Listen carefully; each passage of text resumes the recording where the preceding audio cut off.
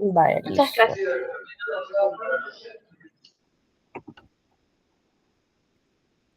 Ok, bueno, entonces, solamente a manera de un breve repaso, ¿verdad? Voy a presentar aquí.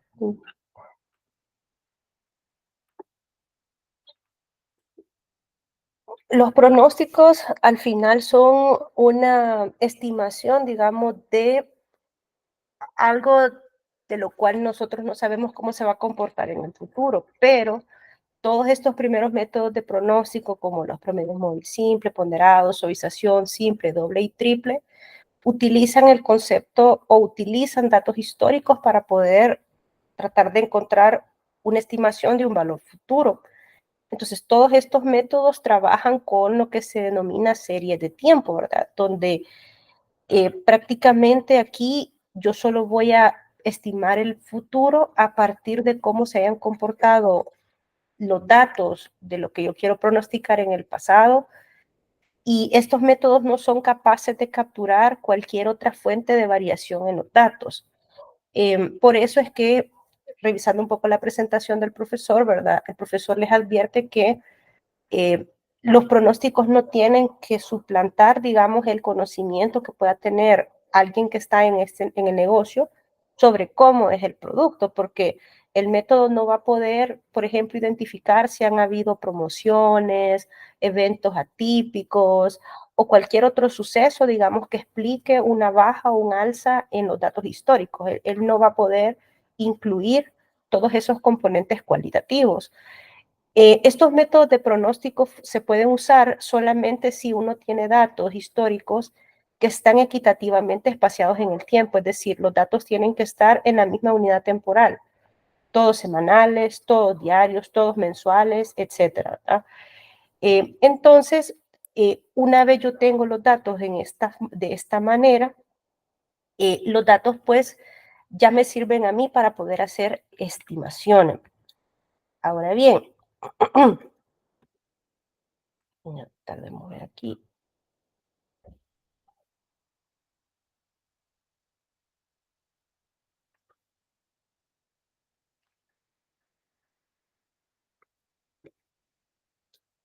Algo que es importante antes de empezar a utilizar cualquier método de pronóstico es siempre graficar los datos históricos, ¿verdad? Porque el método de pronóstico que menor error puede generar depende de utilizar el método correcto para el tipo de componente que esté presentando la demanda. O sea, realmente yo en Excel puedo, para una misma serie de datos, yo le puedo aplicar todos los métodos de pronóstico. Excel no me va a dar ningún error.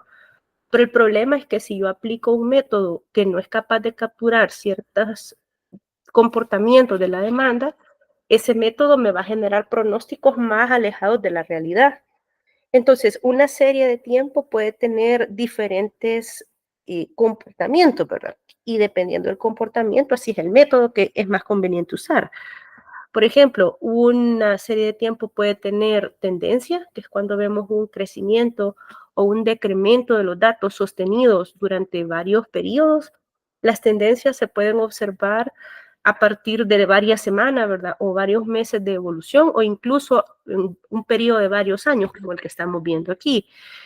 Es importante que reconozcamos, ¿verdad? Que cuando vemos una tendencia tiene que haber un cambio sostenido en el tiempo.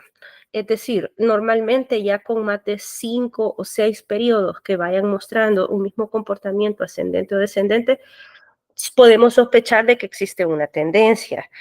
Y las tendencias pues pueden ser positivas, ¿verdad? Así como vemos aquí, o sea que va aumentando, o pueden ser negativas, que también va disminuyendo.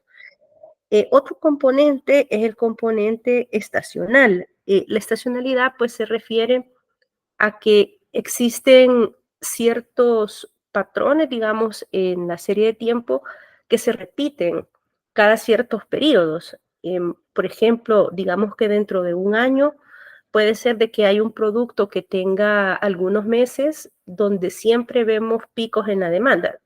Un ejemplo de esto puede ser las bebidas alcohólicas, digamos. En los periodos vacacionales o en asuetos, estos productos siempre van a tener alza en el consumo. Y si yo comparara varios años seguidos, y yo me diera cuenta que la forma de las gráficas de ese producto serían similares y presentarían los mismos crecimientos o decrementos en los mismos periodos temporales, ¿verdad? Entonces, esto es una forma fácil de darse cuenta si hay estacionalidad, es como superponiendo las gráficas. O sea, si yo, por ejemplo, cortara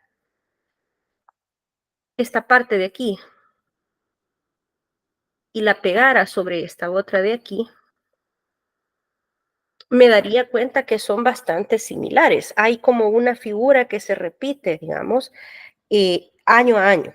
Normalmente la estacionalidad pues se puede ver no en periodos tan cortos, o sea, no lo vamos a ver en días o en datos que están, yo solamente en un par de semanitas, ahí no se suele ver estacionalidad.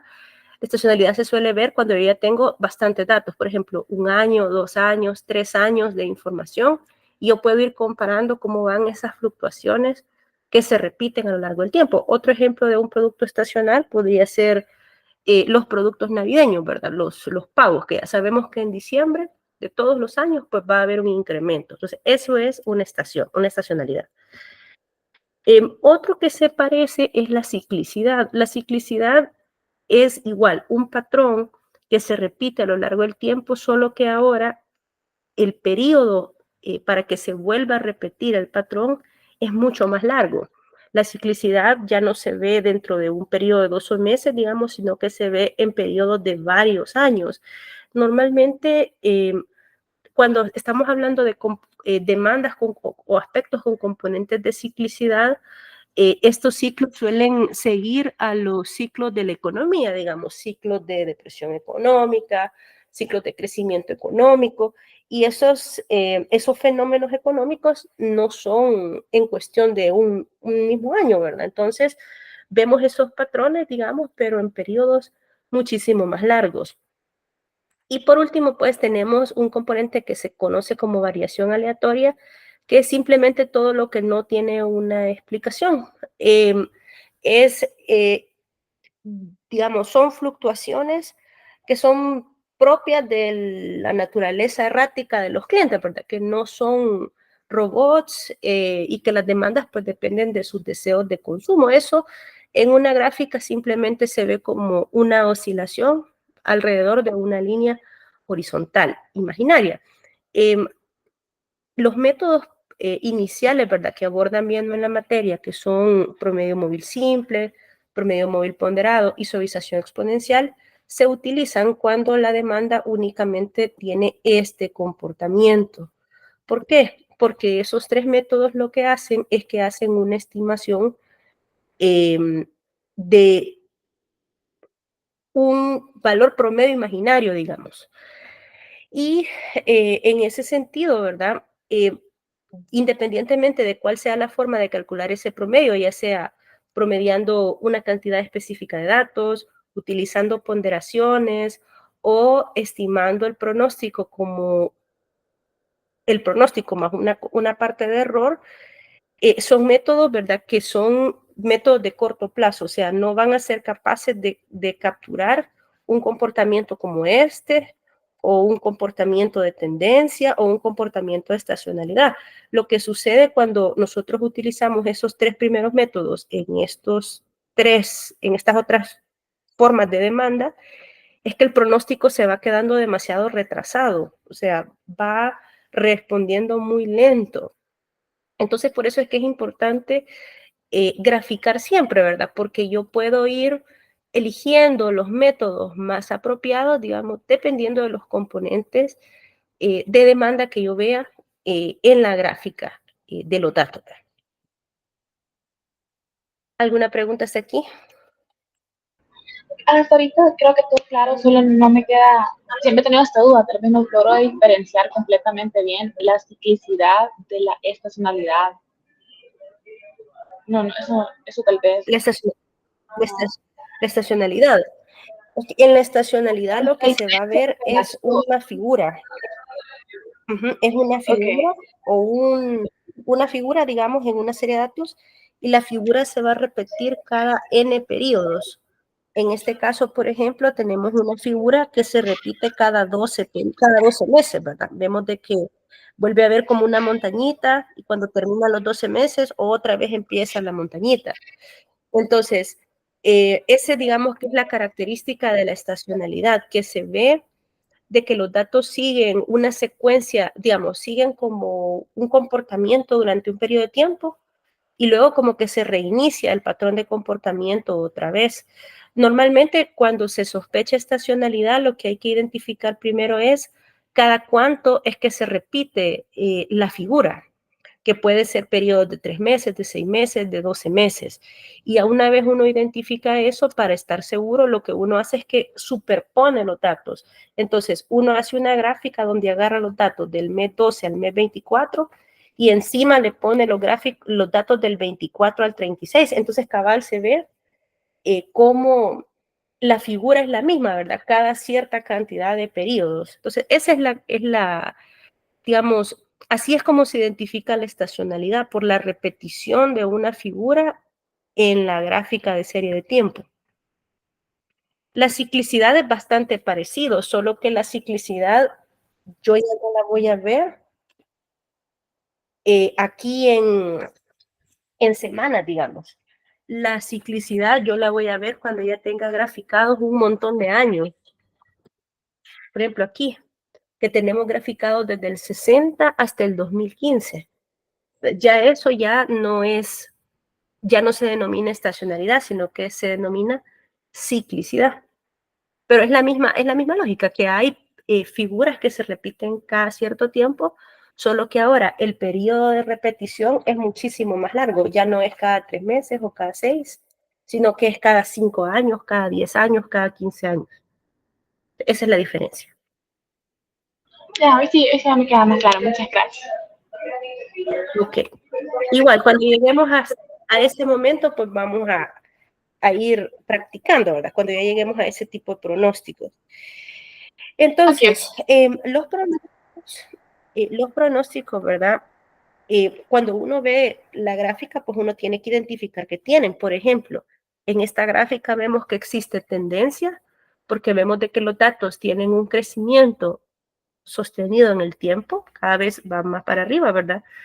Vemos que hay ciclicidad, suponiendo que esto fueran varios años, porque vemos de que hay patrones, digamos, que son estas ondas, que se repiten cada cierto periodo largo de tiempo. Y si vemos al interior de la serie, aquí vemos que hay como unos piquitos, ¿verdad? O sea que cada 6 meses, digamos, vemos un incremento en la demanda. Entonces, esto implicaría que aquí también hay estacionalidad, que es como una ciclicidad, pero más corta. Entonces, es importante hacer ese examen de las gráficas porque así vamos descartando métodos de pronóstico. Entonces, en este, por ejemplo, podríamos utilizar Winters, que es la suavización exponencial triple. ¿Por qué? Porque el método de Winters desagrega la serie de tiempo en un componente de tendencia, un componente estacional y un componente de variación aleatoria o nivel, que así se le llama, que es este horizontal, y así el pronóstico es exacto, bastante exacto. Si yo utilizara suavización exponencial en una serie de tiempo como esta, lo que pasaría es que el pronóstico iría así, ¿ve? Sería súper lento, digamos, en responder a todo este montón de comportamientos que tiene la demanda. Entonces, ese es el efecto de utilizar un método de pronóstico que no captura todos los componentes. Entonces, Sí, se me queda ¿qué claro. qué tan bueno o qué tan malo es un pronóstico? Eso se mide a través de ciertos parámetros de precisión, que son pues el MSE, el MAD, ¿verdad? La raíz del MSE, hay varias, ¿verdad? Al final, todo lo que esas medidas tratan de capturar es qué tanto el pronóstico está cerca de los datos reales. Entre más cercano esté, eso significa que el pronóstico es mejor y por lo tanto va a tener menor error. Entonces, normalmente cuando uno compara diferentes técnicas de pronóstico, uno utiliza esas medidas de error para poder elegir el mejor pronóstico, ¿verdad? Que es el que tenga el error más bajo. Igual cuando se calculan las constantes de alfa, beta, gamma, etcétera, lo que se hace es que se hace un modelito de optimización en Excel para tratar de hacer lo más pequeño posible alguno de esos parámetros de error. Veo que el profesor utiliza mucho el MSE para minimizar, ¿verdad? Eso es uno de los múltiples parámetros. Entonces, el pronóstico siempre tiene, buen pronóstico siempre tiene que ir acompañado de una medida del error, porque la medida del error me dice qué tan cercanos son esos valores pronosticados a la realidad. Entonces, los métodos de pronóstico a largo plazo, ¿verdad? Que son el promedio móvil simple, promedio móvil ponderado y suavización exponencial, son pronósticos que normalmente hacemos en datos que están en días o en semanas. Y como son periodos tan cortitos de tiempo, ahí normalmente no solemos ver estacionalidad ni tendencia. Entonces, los promedios móviles simples, ponderados y suavización exponencial se suelen usar cuando al graficar los datos se ven de esta manera, sin tendencia, sin estacionalidad. Entonces, estos pronósticos normalmente se usan para tomar decisiones bien operativas, porque son de corto plazo, ¿verdad? Son pronósticos de un par de días. Ahora bien, los promedios, bueno, existen diferentes métodos de corto plazo, los promedios móviles, los promedios ponderados, de aquí me voy a adelantar un poquito, y la suavización exponencial. Tal vez solo de manera rápida, para recordar, ¿verdad? El promedio móvil lo que hace es que, dependiendo de la cantidad de periodos que uno quiera usar, hace un promedio de esa cantidad de datos, ¿verdad? Para estimar el valor del pronóstico del periodo siguiente. Entonces, por ejemplo, si yo sacara un promedio móvil 2, lo que haría es promediar 46 más 38 entre 2, y ese sería el pronóstico del periodo 3. Entonces, siempre tira el pronóstico hacia adelante, ¿verdad? Un dato adelante. Si yo quisiera sacar el pronóstico del periodo 4, tendría que ser 38 más 21 dividido entre 2. Uno puede elegir cuántos datos quiere pronosticar, o perdón, cuántos datos quiere promediar, ¿verdad? Si quiere usar 2, 3, 4, 5, etcétera. Ahora, eso tiene un efecto. Aquí está un ejemplo, ¿verdad? Esto es un ejercicio bien sencillo que lo podemos hacer después sobre cómo cambian los pronósticos al utilizar diferente valor de promedio, de cantidad de periodos promediados. Entonces, por ejemplo, si yo utilizo o yo quiero sacar un pronóstico con un promedio móvil de 2, voy a ir tomando los dos datos que están antes del periodo que yo quiero pronosticar. Entonces, si yo quiero pronosticar para el periodo 3, sería el promedio de los dos datos anteriores, ¿verdad? Entonces, 46 más 38 entre 2 da 42. Si yo quiero el del periodo 4, sería el promedio de los dos periodos anteriores, o sea, el periodo 2 y el periodo 3. Este dato de aquí, pues sería 38, ¿verdad? Más 21. Cuesta escribir con el puntero. 38 más 21 entre 2. Y así, entonces se llama promedio móvil porque cada vez que yo voy descendiendo y pronosticando uno más, yo voy tomando, como que yo me voy desplazando, ¿verdad? Entonces yo voy tomando los dos inmediatamente superiores. Entonces para el de la semana 5, serían los dos datos arriba, 14 más 21 entre 2, y eso da 18. Y así sucesivamente. Entonces el último dato, por ejemplo, este pronóstico que está aquí, sería el promedio de estos dos que están arriba, 12 más 14 entre 2. ¿Ya? En el promedio móvil 4, la diferencia es que ya no solo voy a tomar dos datos, sino que voy a tomar 4 datos. Entonces, este 30, por ejemplo, es 46 más 38 más 21 más 14 entre 4. Y así vamos, ¿verdad? Sucesivamente. Este último dato sería entonces el promedio de estos 4. 19 más 9 más 12 más 14. Y así, ¿verdad? Podemos ir ampliando, podemos sacar promedio móvil 2, 3, 4, 5, etc. Ahora, ¿en qué cambia agarrar más datos para promediar? Bueno, lo que sucede es que aquí hay una gráfica que compara cómo se ven los pronósticos al agarrar una mayor cantidad de datos. Esta línea ocre que está aquí son los datos reales, sin pronosticar. El anaranjado es el promedio 2, el verde es el 4 y el morado es el 6. ¿Qué puedes observar a medida va incrementando la cantidad de datos usados en el promedio? ¿Cómo ves que se va haciendo la serie? Se va moviendo menos. Hola, no sé si se va haciendo,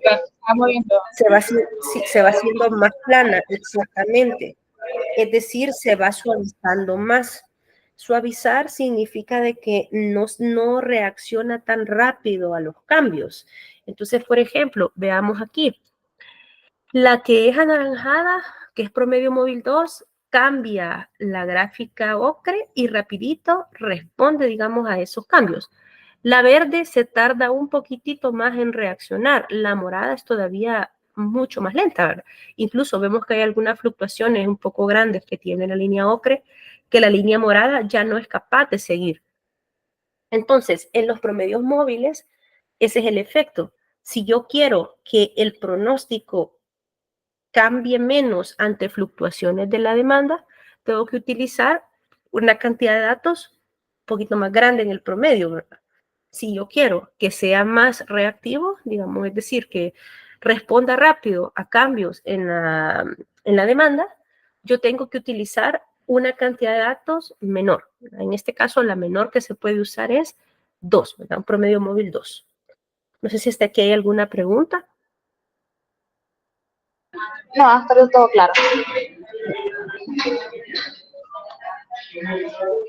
Ahora, en el promedio móvil ponderado es bastante similar, solo que aquí, por ejemplo, en el promedio móvil simple, aquí voy a borrar esto.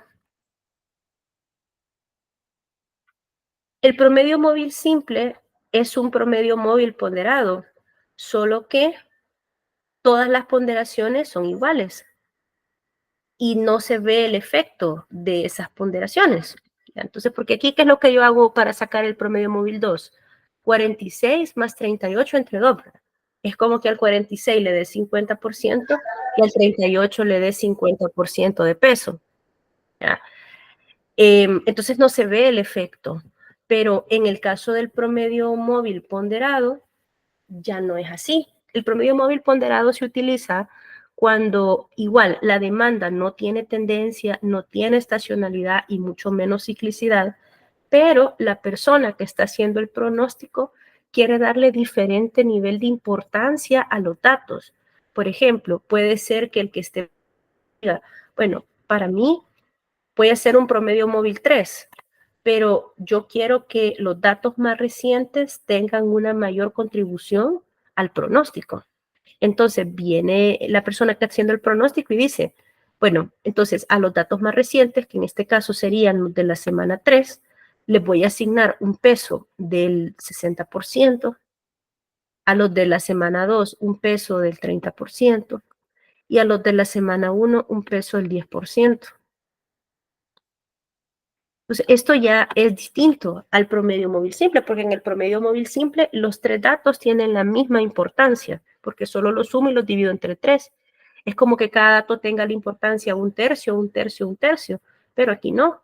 Aquí los datos tienen ya una importancia diferenciada, entonces el que está haciendo el pronóstico, al manipular esos porcentajes, pues puede reflejar esa importancia a través de esos porcentajes. Este método, pues, digamos que el requisito es que los porcentajes que el que está haciendo el pronóstico defina tienen que sumar 1. Yo no puedo tener 3 ponderaciones que sumen 0.6, no puedo, ¿verdad? Porque lo que estoy haciendo es que estoy dando una importancia relativa a los datos entre ellos mismos. Entonces debe de sumar siempre el 100%. esta suma, ¿verdad? Que es lo que está aquí en el denominador, pues tiene que ser igual a 1, ¿sí? La suma de los pesos. Y el promedio ponderado, ¿cómo se saca? Solo se multiplica el dato por su respectiva ponderación y se suma. Entonces aquí está la fórmula. La suma desde 1 hasta n, donde n es la cantidad de ponderaciones, aquí habían 3, ¿verdad? Del valor por su ponderación. 346 por punto 1, 38 por punto 3, más 21 por punto 4. Y eso daría el pronóstico de este periodo 4. ¿Ya? Entonces ¿cómo te puedo decir? Es una alternativa más que se puede utilizar cuando ya el que está haciendo el pronóstico le quiere dar ese énfasis a ciertos datos o esa importancia o ese mayor peso, digamos, a unos datos sobre otros. Podría ser al revés, podría ser que el investigador dijera, no, para mí los datos de la semana 3 son, como es un producto nuevo, puede ser que todavía no estén tan consolidados, ¿verdad?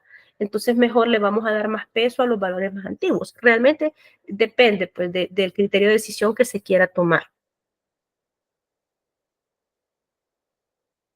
Lo más usual, ¿verdad? Es pues darle una mayor importancia a los valores más recientes, porque yo quiero que el pronóstico pues responda si la realidad está cambiando, ¿verdad? Entonces lo más común pues suele ser que los valores más cercanos al que queremos pronosticar pues tienen mayor ponderación. No existe de entrada una forma exacta, digamos, de predecir estos pesos. O sea, yo solo viendo la gráfica no puedo decir, lo ideal es usar un peso de 0.6. No, eso no se puede. Ahora, se puede usar la optimización como un mecanismo para encontrar qué conjunto de ponderaciones hacen más pequeño el error. Pero eso es un modelado matemático que no tiene mayor dificultad. Pero es así, ¿verdad? El método simplex al final lo que hace es que va iterando, ¿verdad? Hasta encontrar una solución lo más cercana posible a lo que nosotros queremos, que es a minimizar, en este caso, ¿verdad? El error, que suele ser el MSE, el que veo que usa este profesor, para encontrar esas ponderaciones. ¿Se pueden usar más de 3 ponderaciones? Sí, ¿verdad? Si el investigador decide usar 4, 5, 6, las que quiera, eso se puede hacer, no hay ningún problema. ¿No? No sé si aquí hay alguna pregunta. No, hasta ahorita no.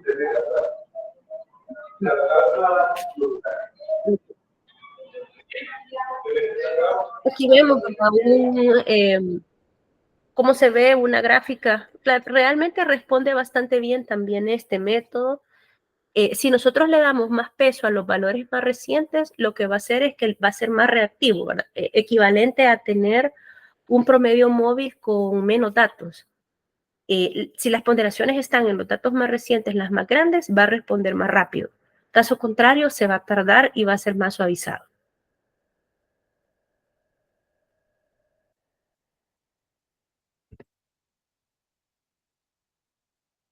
Okay.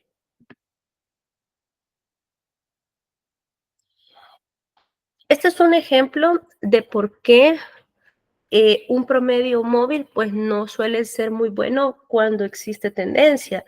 Lo que sucede muchas veces si nosotros utilizamos estos datos, estos métodos en datos con tendencia, es lo que vemos en la gráfica, de que no es capaz el método, digamos, de reaccionar rápido a los cambios, entonces se va quedando como atrasado, ¿verdad? El pronóstico se va desfasando demasiado. Una desventaja que tienen estos métodos es que requieren bastantes datos históricos.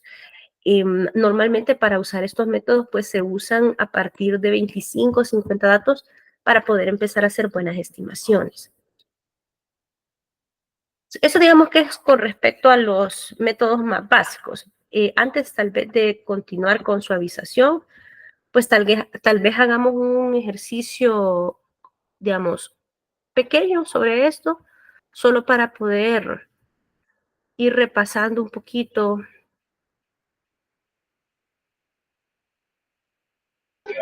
Ok, muchas gracias. Uh-huh. Sí. Entonces, Estos son los datos del caso que daba tu profesor del caso 1. El profesor pues decía de un solo que había que ocupar el promedio móvil ponderado y encontrar los valores de alfa, beta y gamma para ese pronóstico. De entrada, eso supone que él quiere usar un promedio ponderado de 3, ¿verdad? Pero aquí como estamos practicando, lo vamos a hacer como un promedio móvil simple primero y después como un promedio móvil ponderado y después vamos a optimizar. Voy a duplicar aquí y vamos a ahorrar esto. Esto de los pronósticos realmente es bien mecánico, súper mecánico. Con que podamos hacerlo en una fila y después no nos equivoquemos al correr la fila, va a ser más que suficiente. Voy a borrar esto de aquí. Vale. Lo primero que tenemos que hacer, aunque el profesor a veces ya nos esté sugiriendo qué método de pronóstico usar, siempre lo primero es graficar. Es lo primero. Entonces, lo que tenemos que hacer es una gráfica de dispersión, donde unamos pues los puntos, ¿verdad? Con una línea para ver más o menos cómo se están comportando. Entonces, aquí lo que vamos a hacer, ¿verdad? Es que vamos a insertar una gráfica de línea 2D. Lo que pasa es que esto, no, pero ver, vamos a hacer una gráfica de dispersión. Esta de scatterplot. No puede ser esta, lo que pasa es que no se distingue, ¿verdad? Vamos a usar esta segunda. Y pues vamos a hacer una gráfica simple solamente para rectificar si en efecto es correcto utilizar el método, los métodos de corto plazo que está sugiriendo el profesor. Entonces, al ver esta serie, a veces es más fácil identificar lo que no vemos en la serie. Entonces, por ejemplo, yo ahí no se ve una tendencia en esos datos. No vemos que haya un crecimiento o un decremento sostenido en el tiempo. Entonces, descartamos tendencia.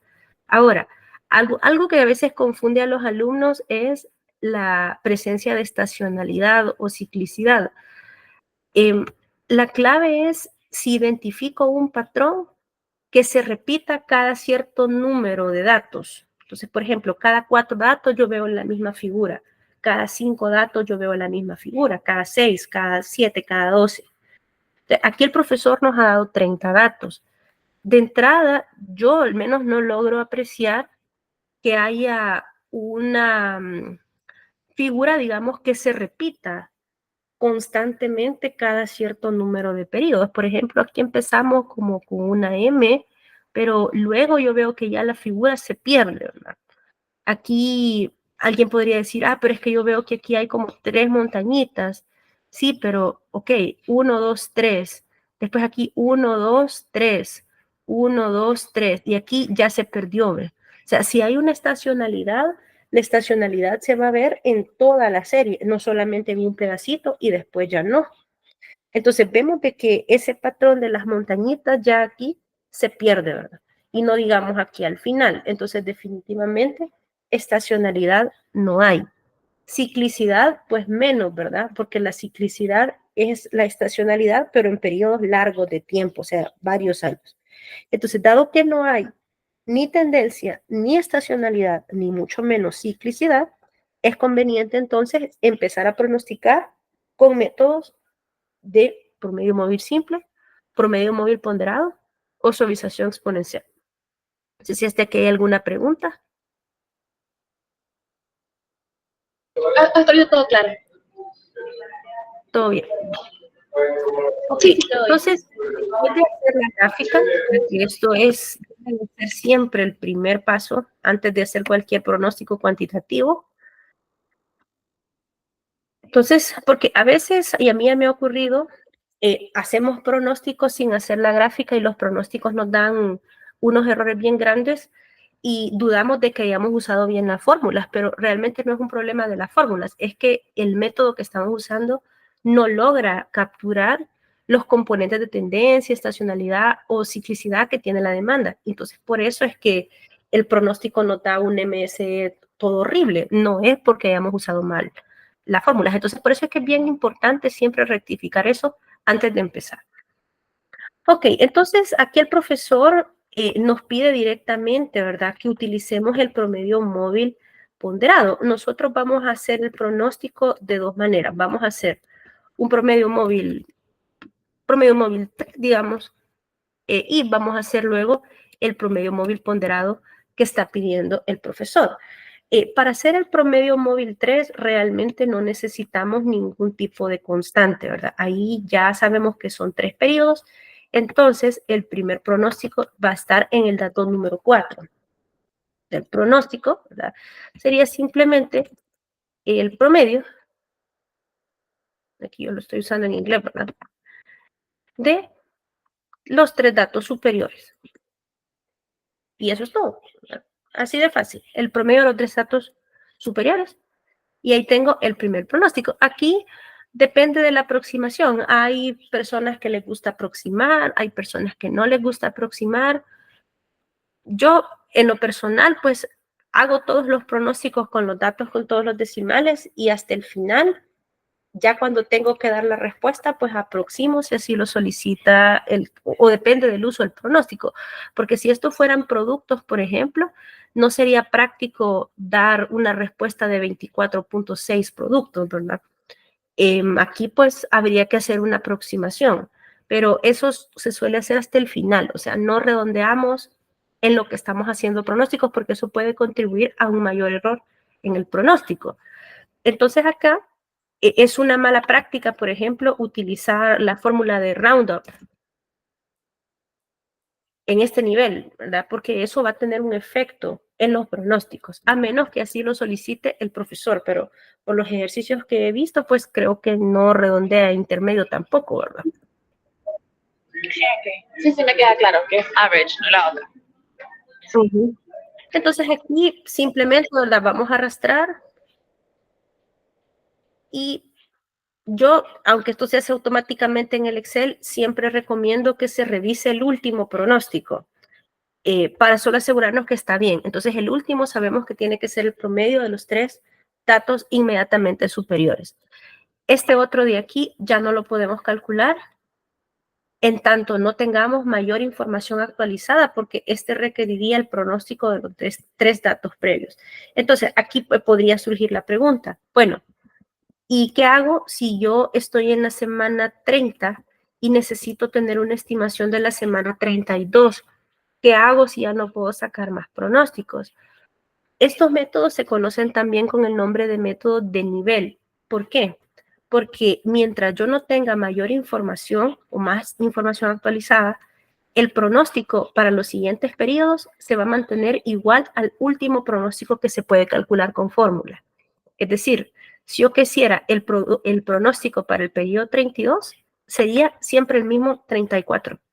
Para el periodo 33, siempre el mismo 34, el mismo valor. A menos que yo pueda ir actualizando, los puedo ir recalculando. Caso contrario, no puedo, ¿no? Preguntas hasta aquí. Perdón, eso no me quedó claro. Eso lo último no me quedó claro. Vale.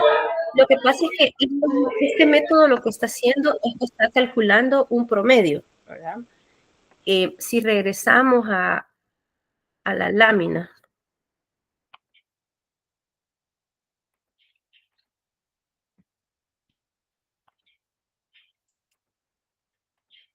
voy a copiar la figura aquí.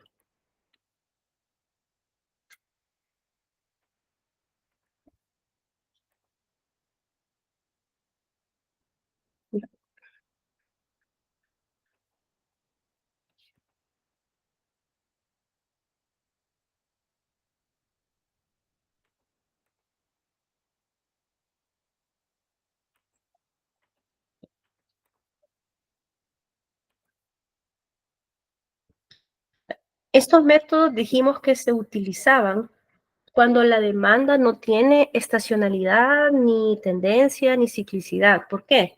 Porque entonces prácticamente lo que estos métodos están suponiendo es que los datos oscilan en torno a un nivel promedio imaginario, que no sabemos cuál es. Que por fluctuaciones del mercado y de los clientes se da esta fluctuación aleatoria, ¿verdad? Entonces lo que hace este método es tratar de encontrar ese valor de ese promedio imaginario en torno al cual están oscilando los datos. Por eso es que este último dato de 34 es como el último valor del promedio imaginario que se puede calcular. Entonces, mientras yo no tenga más información, nueva información, y yo necesito pronosticar para periodos futuros, yo, cómo está comportándose, o sea, por la premisa de fondo de estos métodos, el último pronóstico que se puede calcular, que sería para este caso el del dato 31, ¿verdad? Porque requiere estos tres, se va a mantener como ese nivel imaginario y va a ser el pronóstico para el periodo 32, 33, 34 y todos los sucesivos, siempre y cuando yo no tenga nueva información. Si yo tengo nueva información, actualizo, ¿verdad? Pero mientras no tenga nueva información, si ahí me preguntan cuál es el pronóstico para el periodo 32, 34, cuál es el pronóstico para el periodo 33, 34, ¿sí? Es el último promedio que se puede calcular con los datos existentes.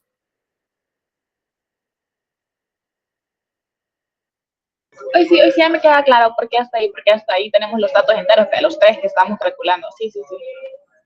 Sí, sí, sí. Así es, sí. El profesor de ustedes a eso le llama señal y ruido. Estaba viendo yo aquí. Entonces, lo que hace esto, ¿verdad? El promedio móvil es que calcula lo que el profesor le llama, quiero ver aquí.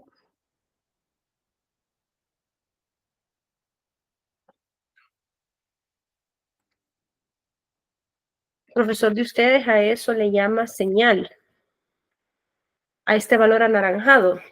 Entonces, ese valor anaranjado se va actualizando cada vez que calculamos un nuevo pronóstico. Entonces, mientras yo no tenga más datos, el pronóstico del futuro va a ser el último valor que yo pude sacar, que sería este 34. ¿verdad? Porque estos modelos parten de la premisa que estos datos oscilan en torno a ese valor anaranjado o a ese nivel promedio imaginario. Por eso es que todos estos métodos son promedios a fin de cuentas, ¿verdad? Entonces, por eso, entonces así hay que tener eso en cuenta. Entonces, aquí tenemos el promedio móvil 3, ¿verdad? Bien sencillito. Si yo quisiera el promedio móvil 4, pues, perdón, este es el 3. La diferencia sería que ahora el primer pronóstico caería aquí, no, perdón, en este, porque yo tendría que usar 4 datos para poder calcular ese pronóstico, ¿ya? Entonces, solo sería el average, ¿verdad? El promedio de estos 4. Y de ahí solo lo corro, ¿no? Ok. Luego, podemos sacar el promedio móvil ponderado. Vaya, aquí las ponderaciones que nosotros le vamos a dar al inicio dependen de nosotros, ya luego las podemos optimizar. Entonces podemos empezar realmente con cualquier valor de ponderación. Lo más lógico es darle una ponderación un poquito más grande a los datos más recientes. Entonces, por ejemplo, si el profesor les pedía, vamos a ver en el caso, les pedía utilizar primero solo con 2, porque les decía, calcule alfa y beta, les decía, para un promedio móvil ponderado. Vaya, entonces si me está pidiendo alfa y beta es porque solo quiero usar 2 ponderaciones, ¿verdad? Alfa y beta, pues. Entonces, para empezar a hacer este pronóstico, yo aquí le puedo dar las ponderaciones que quiera, siempre y cuando la suma de las 2 sea 1, ¿verdad? Porque esas ponderaciones lo que representan es la importancia relativa que yo le doy a los datos sobre otros. Entonces, la importancia relativa es decir, bueno, este dato va a tener una ponderación del 20% y este del 80%. Entonces, el total de los datos tiene una importancia del 100, pero ¿cuál pesa más? El dato más reciente. Y yo le voy a llamar así al que va a ir multiplicado por la constante beta, ¿no? Entonces, podemos empezar con estos dos así y ya después lo optimizamos. Entonces, ¿cómo hacemos este promedio? Bueno, es bastante sencillo. Aquí hay varias maneras de hacerlo. podemos utilizar el comando que es suma producto. Suma producto lo que hace es que multiplica, por ejemplo, 30 por 0.2 más 25 por 0.8, que justamente eso es el promedio móvil ponderado, ¿verdad? Lo vamos a hacer así y luego después lo voy a hacer manual, solo para que veamos la comparación. Entonces, promedio móvil a mano totalmente sería alfa por 30 más beta por 25. ¿Por qué? Porque ahorita yo como investigador le estoy decidiendo dar más peso a los valores más recientes. ¿Ya? Por eso es que el beta va multiplicado por el dato más reciente. Entonces, este sería el promedio móvil ponderado a mano, ¿verdad? Pulgar y silvestre. Aquí solo tengo que tener el cuidado de dejar fijas las celdas de las ponderaciones, porque si no, cuando yo corra esto, me va a buscar valores vacíos aquí y ya el pronóstico va a estar malo. Entonces, vamos a dejar fijas las celdas nada más con el signo de dólar.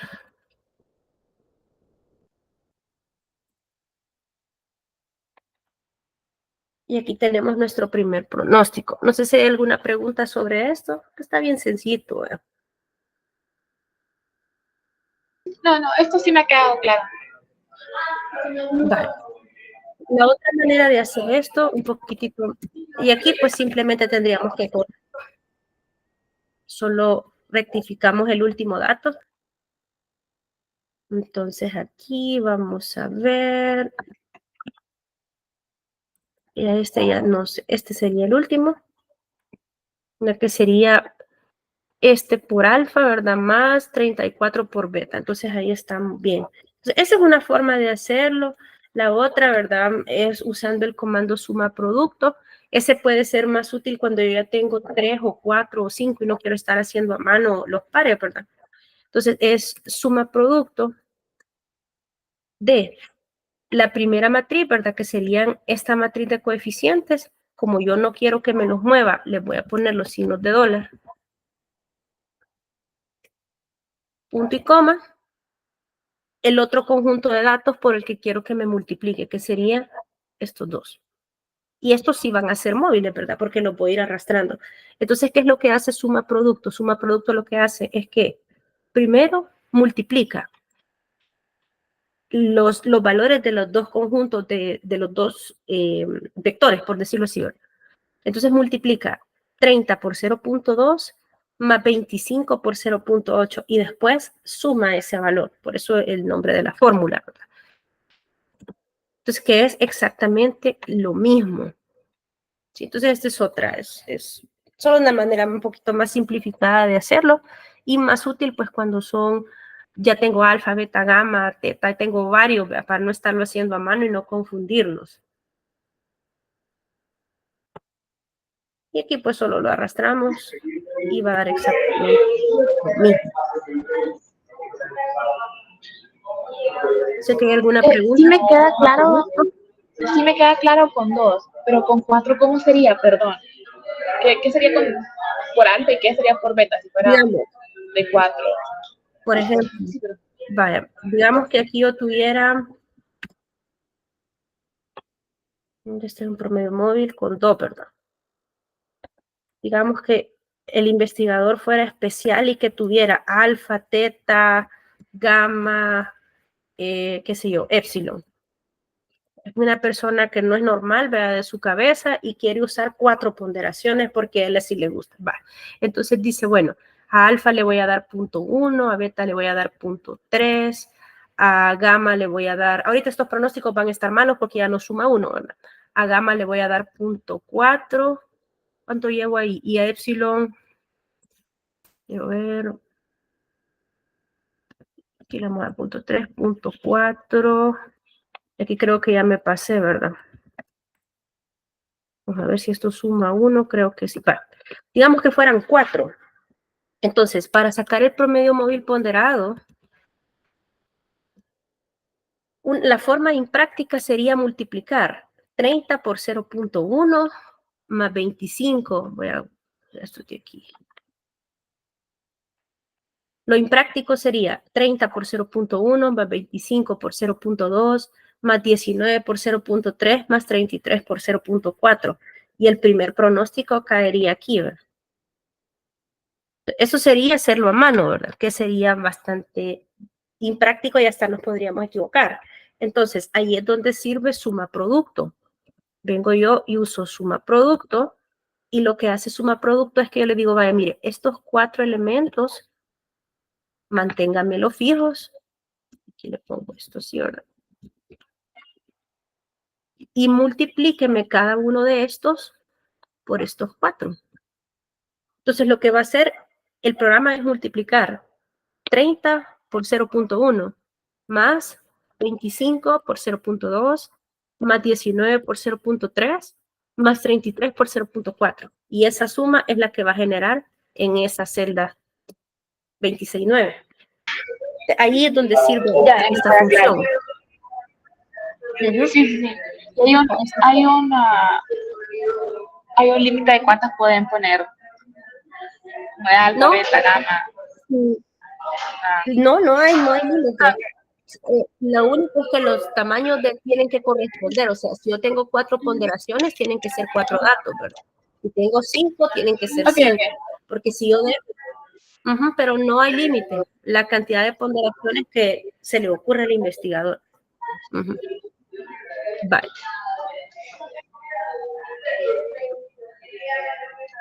Sí, entonces ya me queda mucho más claro. Muchas gracias.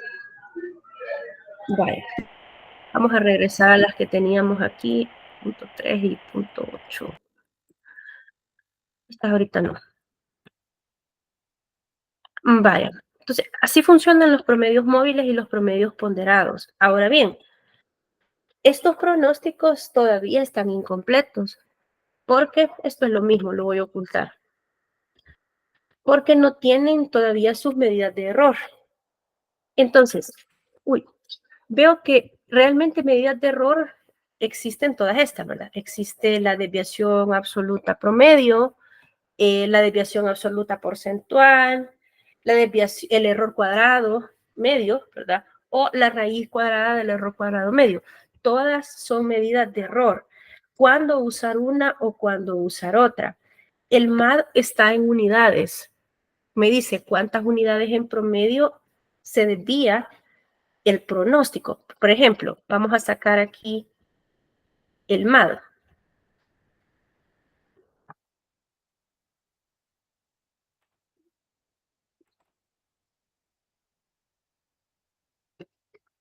No sé si el profesor yo vi que para el MSE utilizaba una fórmula particular, ¿verdad? Que era que de un solo le sacaba la diferencia y los elevaba al cuadrado.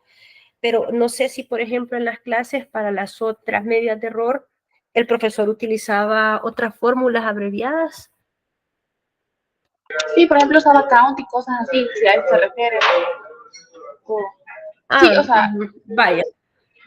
sí, esa fórmula. Realmente, sí, eso realmente son atajos nada más, ¿verdad? O sea, independiente cómo se haga, lo importante es que el cálculo esté bien hecho. El count lo que hace nada más es que sirve para saber entre cuánto vamos a dividir. Siempre el count me imagino que lo utilizaba para el denominador. Y pues sí, para el del N, ¿verdad? Y para la parte superior, pues bueno, ahí depende, ¿verdad? Cómo lo haya querido hacer el profesor, pero realmente no, o sea, no es que esté bueno o esté malo, pues solo es una forma un poco más rápida, ¿verdad? Lo que sí hay que tener cuidado es lo siguiente, y eso es un error que cometían muchas veces los alumnos. ¿Cómo saber cuánto es el valor de N? Bueno, el valor de N, para cada uno de estos términos de aquí es un error. Es el error del pronóstico, como así, por ejemplo. Error. Voy a hacer a mano solo para que veamos entendiendo. Error absoluto. El error de un pronóstico, voy a empezar con este del promedio 3. El error de un pronóstico es el valor real, que sería 33, menos el valor del pronóstico. Ese es el error simple. Esto se refiere a cuántas unidades estuvo por encima o por debajo de la realidad el pronóstico. ¿Sí? Yo tengo un error de 8.33. Eso significa que mi pronóstico fue 8 puntos, o sea que mi valor real fue 8.33 unidades más grande que el pronóstico. Solamente estoy calculando esta parte de aquí. El YI menos el YI es valor real, YI con el acento circunflejo es el pronóstico.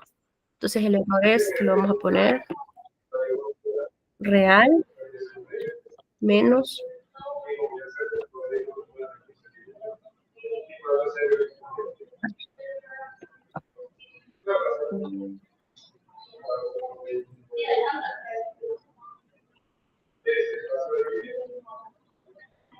bueno. Ahora, ¿qué es el MAD? El MAD es que está calculando esas desviaciones signo, o sea, las está todas volviendo positivas y luego las promedia. Entonces lo que hace el MAD es que me dice en promedio todo tu pronóstico está tantas unidades alejadas de la realidad. ¿Verdad? Porque al quitarles el signo, yo no sé si estuvo hacia arriba o hacia abajo. Solo sé que está de la realidad en un promedio. Entonces, esa es la interpretación del MAD. Voy a calcular el MAD. Primero voy a sacar todos los errores.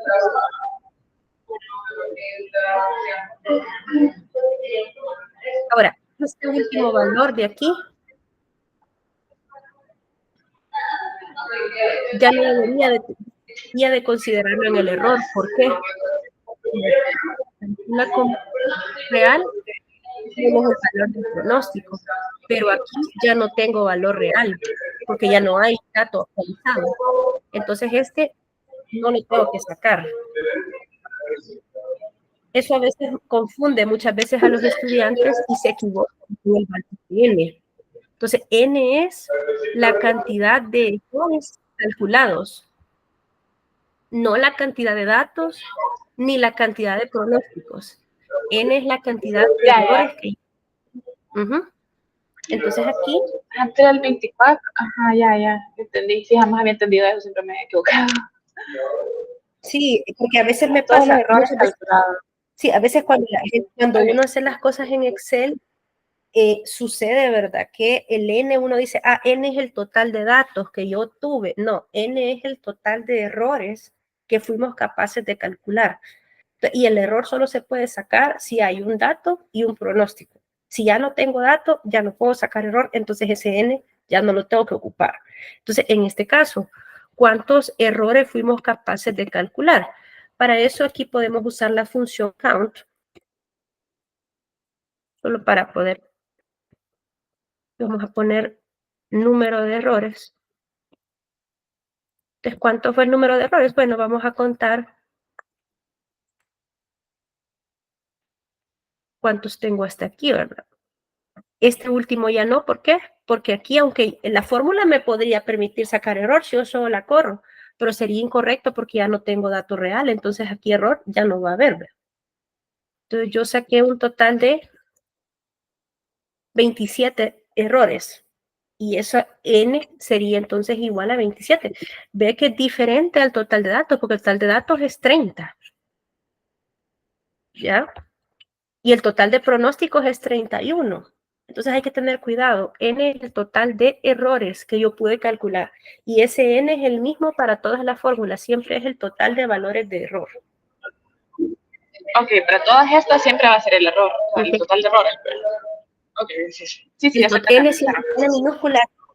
N minúscula aquí en estas fórmulas que están aquí, siempre va a ser el total de errores. ¿Por qué? Porque esta fórmula del MAD es el error absoluto promedio. Entonces es el promedio de todos los errores con valor absoluto. Entonces tiene que ser el total de errores, ¿verdad? No el total de datos ni el total de pronósticos. ¿Sí? Entonces, sí, entonces aquí, pues simplemente le sacamos valor absoluto a esto. Esto es carpintería nada más, ¿verdad?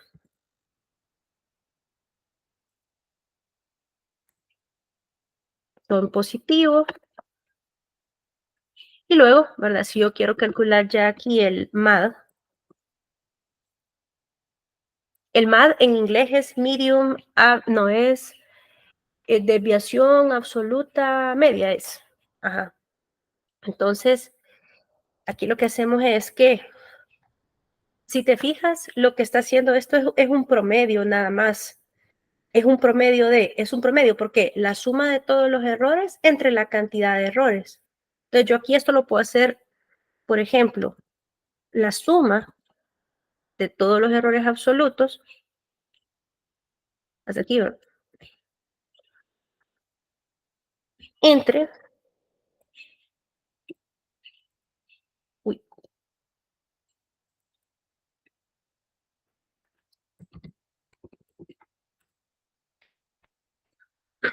la suma de los errores absolutos está aquí, entre el total de errores.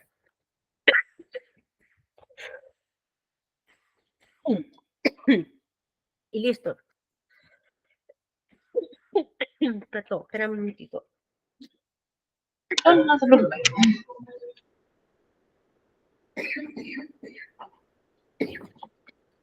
Ahora, ¿qué interpretación tiene ese MAD? ¿Qué significa en la realidad ese 583? Significa que en general los pronósticos que yo estoy haciendo se desvían 5.83 unidades de la realidad. Esa desviación, como aquí no tiene signo, ¿verdad? Puede ser una desviación hacia arriba o hacia abajo. Esa es la interpretación del MAD. ¿Cuántas unidades se aleja mi pronóstico de la realidad? ¿Preguntas? Con esto no.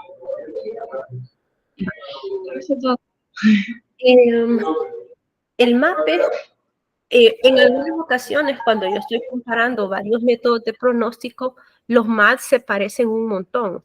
Ahora bien, no es lo mismo, por ejemplo, tener un MAD de 5.83 cuando los datos están en cientos, a de 5.83 cuando los datos están en miles o cuando están en millones. O no es lo mismo tener 5.83 cuando los datos andan entre 10 y 20 a tener 5.83 cuando los datos andan entre 1 y 10. ¿Verdad? En el segundo escenario, el mismo MAD representa un error mucho mayor de pronóstico. No sé si me explico. O sea, por ejemplo, aquí los datos vemos que andan entre 15, digamos, y 35 más o menos. Entonces, un MAD de 5 unidades, pues no se ve tan mal, ¿verdad? Ahora, ¿qué tal si los datos anduvieran entre 10 y 20? Un MAD de 5 unidades tal vez ya se ve un poco más feo, ¿verdad? Porque es un MAD grande en comparación al rango de los datos. Entonces, en esas situaciones, el MAD, pues, digamos que no es una medida tan fácil de interpretar, o sea, no sabemos qué tan malo es que se desvíe 5 unidades. Y ahí es donde entra el MAPE. El MAPE ya no es 5 unidades, sino que esas 5 unidades, ¿qué porcentaje representan del valor de los datos? Es decir, 5 unidades es que me he desviado un 5%, es que me he desviado un 1%, es que me he desviado un 200%, no sé. Entonces, el MAPE, digamos, nos da esa información de manera porcentual para que veamos ese MAD, qué tan grande o qué tan pequeño es en comparación a la magnitud de cada uno de los datos. Entonces, para calcular el MAPE, lo que tenemos que hacer ahora es simplemente dividir el error, porque esta parte de aquí arriba es el error del pronóstico, ¿verdad? Entre el dato real. Al hacer esto, lo que estamos obteniendo es el error, pero en porcentaje, como así. Entonces, aquí, por ejemplo, yo ya tengo que el primer pronóstico de 24.66 está desviado 8.33 unidades de la realidad, que eran 33. Estamos aquí. ¿No? Ahora, pero ese 8.33 de error, ¿es pequeño o es grande en comparación al valor de 33, que era el valor real? calculémoslo en porcentaje. Entonces, ¿qué es lo que hace el MAPE? Lo que hace es que entre el valor. Entonces dice, mira, estas 833 unidades que usted se pasó del pronóstico es equivalente a decir que su pronóstico erró en un 25%. Ya se oye peor, ¿verdad? Se oye peor. Ajá, sí. Entonces, haga una interpretación diferente de qué tan grande está siendo el error del pronóstico, ¿ya? Entonces, aquí lo que hace el MAPE es eso, ¿verdad? Simplemente divide el error absoluto entre el valor real para ver qué tan grande fue ese error con respecto al valor real.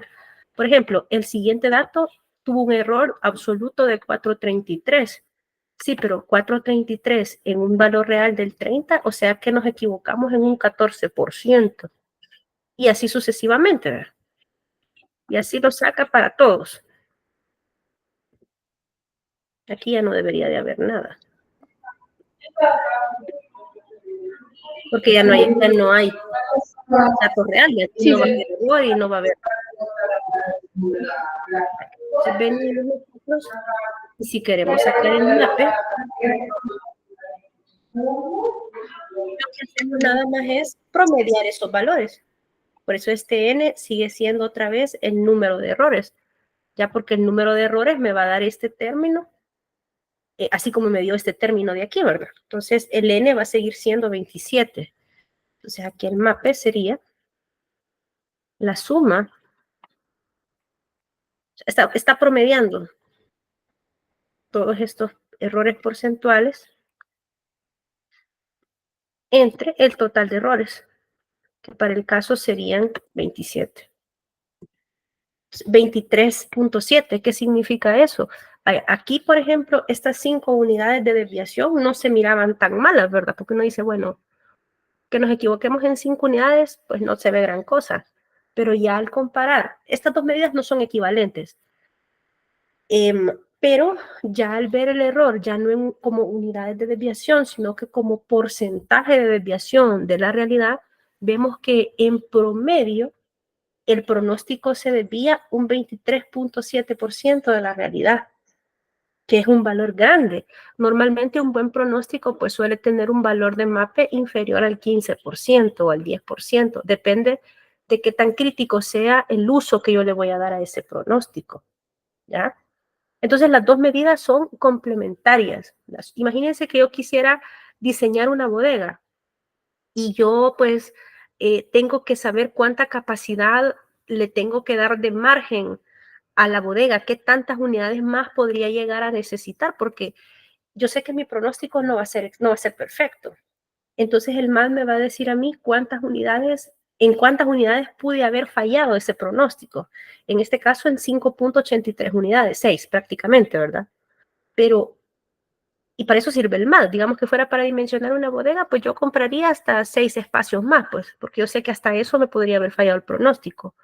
Pero el MAPE sirve más como para evaluar la calidad del pronóstico, digamos, porque ya me presenta esas 583, digamos, ya no en magnitud de unidades, sino que qué porcentaje respecto a la realidad me moví. Entonces, es distinto, ¿verdad? Pero las dos medidas son complementarias. El profesor de ustedes minimiza el MSE, pero realmente esa optimización para encontrar el phi beta se puede hacer con cualquiera de los errores, se puede hacer con el MAD, con el MAPE, con cualquiera se puede hacer.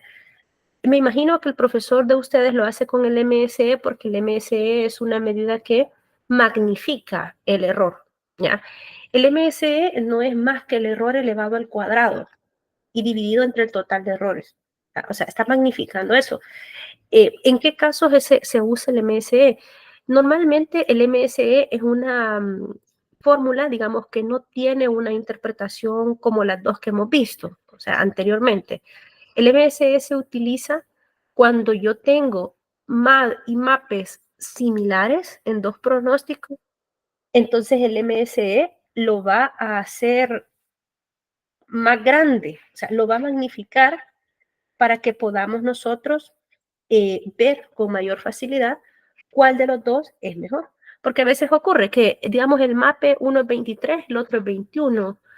Los MAD son casi que iguales, entonces cuesta desempatar. Ahí es donde puede ser de utilidad el MS. Y me imagino que por esa razón, ¿verdad? Que porque vuelve grandes los errores, es que también el profesor optimiza con ese parámetro, porque si ese parámetro que maximiza los errores es bien pequeño, entonces todos los demás parámetros de error pues también van a ser relativamente pequeños.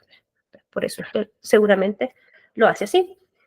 Entonces, para sacar el MSE, aquí el profesor de ustedes sí usa una fórmula especial, que es esta, que es suma X, creo que es la que ocupa.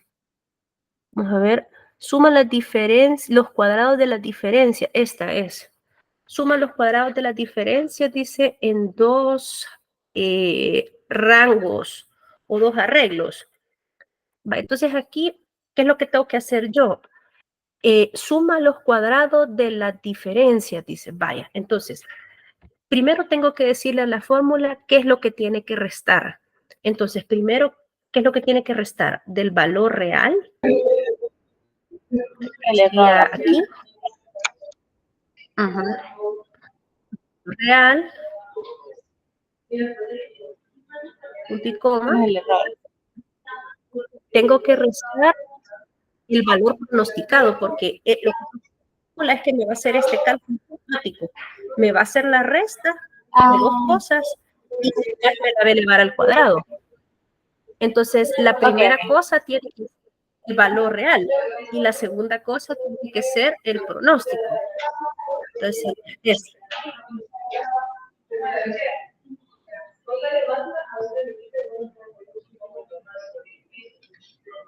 Entonces, lo que viene siendo la fórmula va a restar 33 menos 24.66, me lo va a elevar al cuadrado, más 30 menos 25.66 al cuadrado, y así sucesivamente todos. Así funciona esta fórmula. Sí, sí, sí. Sí, Vale. sí me queda claro. Esto me falta lo entre n, ¿verdad? Ahorita solo he sacado la Sí, suma. era, Entonces, sí. el número de errores. Y es mucho más grande, como usted dice, magnífico.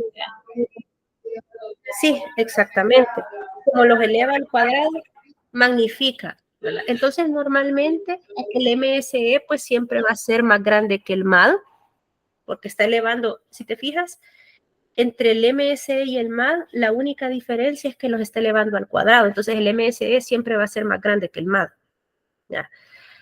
Ahora, el MAPE, digamos, no necesariamente, porque el MAPE como está en porcentaje, ¿verdad? El MAPE nunca va a ser, bueno, sí puede ser mayor que el 100%, pero digamos que ese casi no se usa para compararse. Entre sí, normalmente entre el MSE y el MAD, el MSE siempre tiene que ser mayor que el MAD. Si nos da menor es porque nos hemos equivocado en algo. Porque es la misma fórmula, ¿ves? Solo que los está elevando al cuadrado. Entonces tiene que ser más grande, ¿no? Sí, me queda claro. Sí. Vale, solo quiero rectificar la sintaxis de la fórmula. Me he equivocado.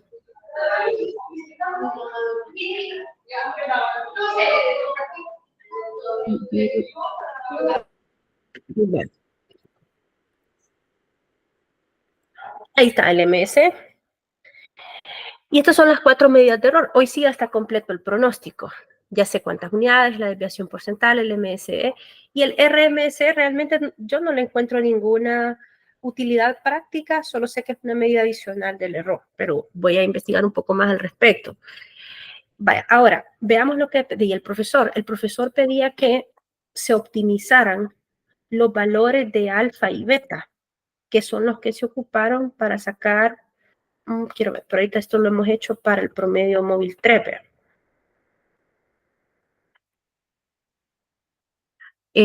Lo voy a repetir aquí para el promedio móvil 2.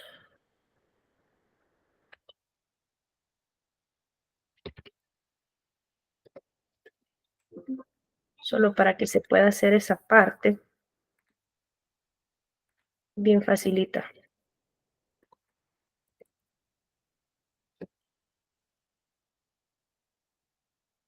Voy a sacar solamente el MSE porque esa es la que el profesor quería que se usara para optimizar.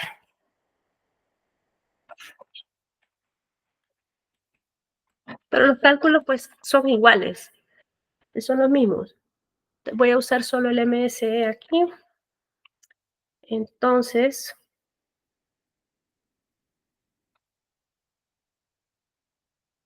imagino que también por el tiempo que le dio el profesor, que era un poco limitado, y como para el MSE hay fórmula y para los demás no, es que no se los pidió todos en el caso, solo les pidió el que era más fácil. Entonces, para el MSE usamos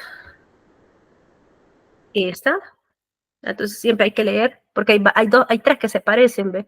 Dice, suma los cuadrados de las diferencias en dos rangos. Dice, retorna la suma total de las sumas de cuadrados. No.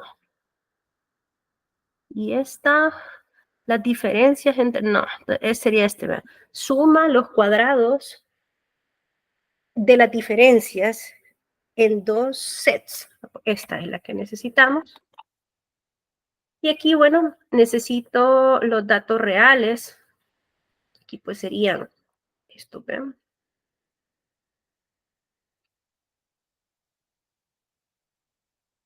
Punto y coma. Y el MSE, el siguiente valor es el pronóstico. Entonces ahora los pronósticos, que como es promedio móvil 2, sería desde aquí, ¿verdad?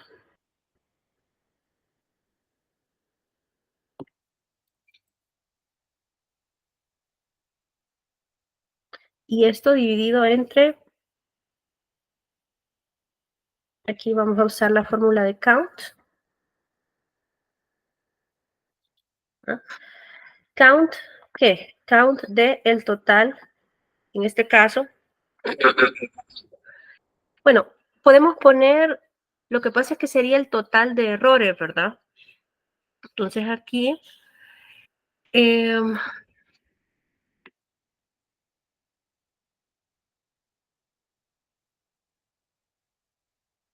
podemos marcar.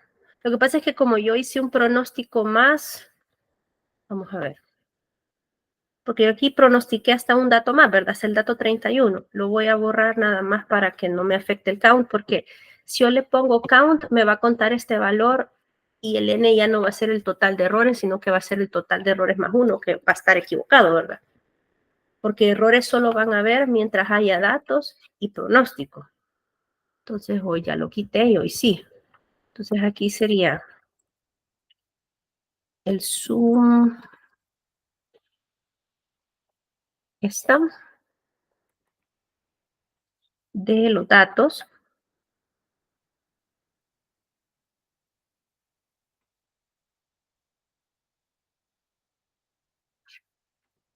punto y coma, y luego pues es el promedio móvil 2.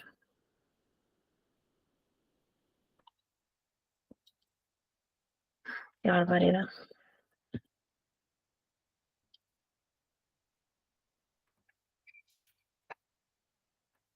Ok, y ahora pues lo tengo que dividir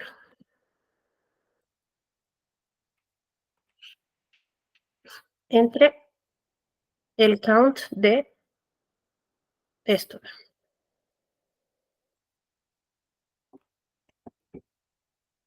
sea, ¿cuántos pronósticos? ¿Cuántos errores? Espérate aquí, porque ¿cuántos pronósticos? Porque cabal, borré el último. Que si no, si me hubiera fallado, ¿verdad? Entonces aquí tengo un MSE de 81,78. Si yo estuviera comparando el promedio móvil 3 con el promedio ponderado 2, ¿verdad? Que sacamos, pues aquí parece que el promedio ponderado 2 está peor, ¿verdad? Porque tiene un MSE más grande. Entonces, este pronóstico está mejor que este pronóstico de aquí. Veo que el profesor de ustedes cuando usa las fórmulas no le pone,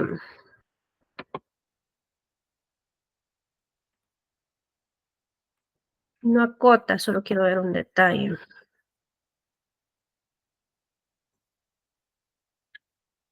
Ah, como no, si selecciona, vale, perdón.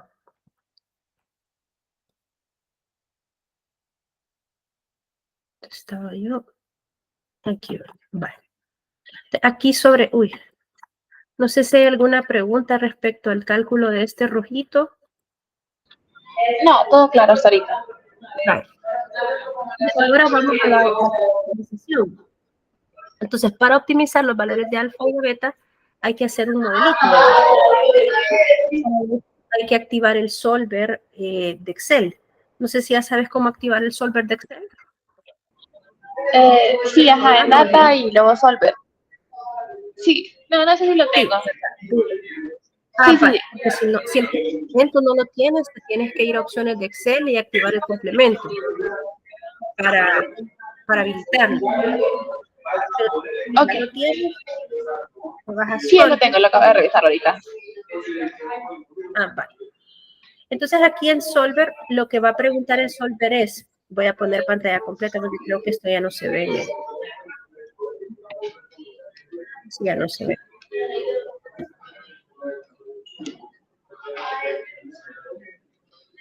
Voy a poner pantalla completa. Vale. Entonces aquí vamos a ponerle, bueno, dice, ¿qué es lo que quiero minimizar? El profesor les decía en el caso que tenían que minimizar el MSE. Entonces, la celda a minimizar sería esta, la celda rojita. Está el MSE. Ok, ¿qué es lo que quiero hacer?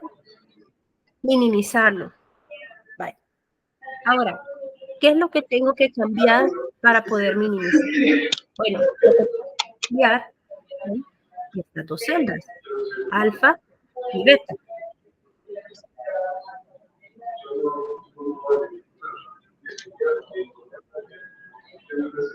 Ya se me perdió. Alfa y beta, eso es lo que yo quiero cambiar. Ahora, ¿sujeto a qué restricciones? Bueno, aquí los valores, en este caso, como estos son ponderaciones, ¿verdad? Son ponderaciones. Entonces, yo tengo varias restricciones. Primero, las ponderaciones no pueden ser negativas. Segundo, las ponderaciones de alfa y beta no pueden valer más que 1, o sea, tienen que estar entre 0 y 1. Luego, las ponderaciones, la suma de las dos, son varias restricciones.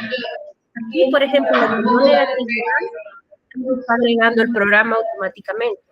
Entonces, que alfa sea mayor que 0 y beta sea mayor que 0, ya estoy cubierto. Vamos a agregar otro. Añadir que tiene que ser menor o igual a 1. ¿Ya? Sí, sí, sí. Lo mismo para beta. Tiene que ser menor o igual que 1. ¿Ok? ¿Qué más? Estas dos, en este ejercicio específico de promedio ponderado, las ponderaciones siempre tienen que sumar el 100%. En suavización exponencial y en los demás eso no es así. Entonces, en los otros métodos esas restricciones no existen. Pero aquí, como son promedios ponderados, ¿verdad?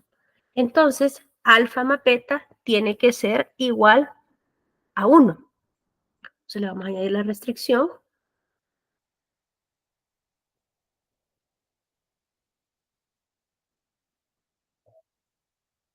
Alfa.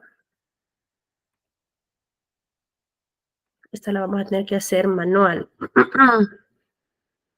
Quiero ver.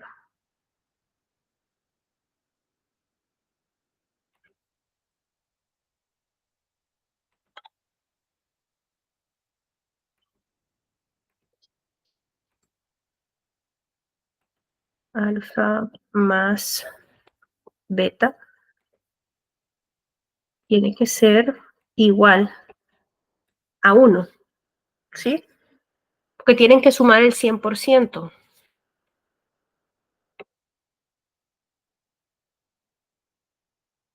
Empty contents are not valid. Vale, creo que voy a tener que...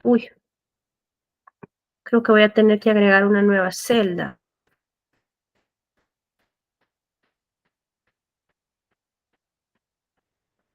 Vamos a guardar.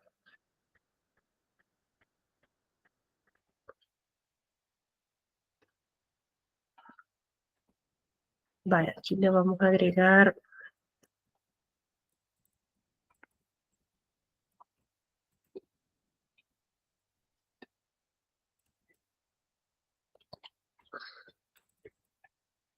porque no me permite meter así la restricción, pero hay que ponerla porque si no, por ejemplo, me puede poner un alfa de 0.7 y un beta de 0.5. Yo sé que en un promedio móvil ponderado eso no puede ser, ¿verdad? Entonces, 0.6. Entonces, otra vez, data, ay no, perdón.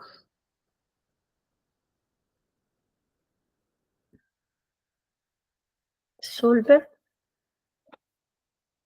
Voy a agregar una más. Entonces, es que esta celda sea igual a 1 en la sumatoria.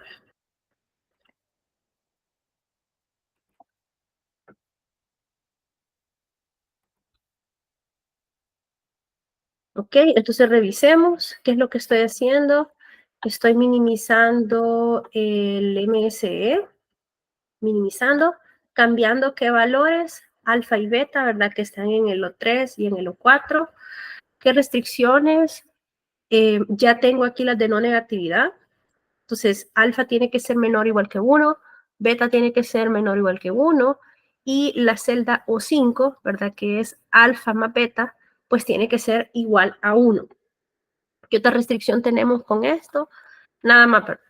Entonces, ya con esto, yo le doy resolver. Aquí realmente hay diferentes métodos de resolución.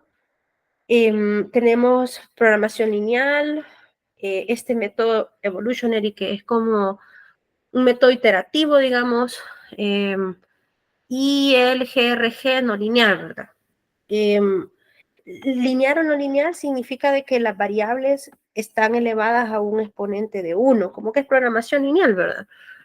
A un exponente de 1 sería para programación lineal. GRG no lineal es un modelo un poco más general, digamos, que el anterior. En este caso, no sé cuál de los tres usaba el profesor de ustedes, usaba el Simplex LP. Creo que usaba no usaba el lineal. El primero, es que ese es el más general de todos. Sí, Ajá. sí, es el que usaba. Entonces ya con él le damos solve. Y verdad, entonces ha encontrado una solución óptima. Y aquí están los parámetros, ¿ve? Entonces vemos que se cumplen las tres restricciones, ¿verdad? Entre 0 y 1, positivos, y suman 1, que es lo que debe de ser. Se le damos...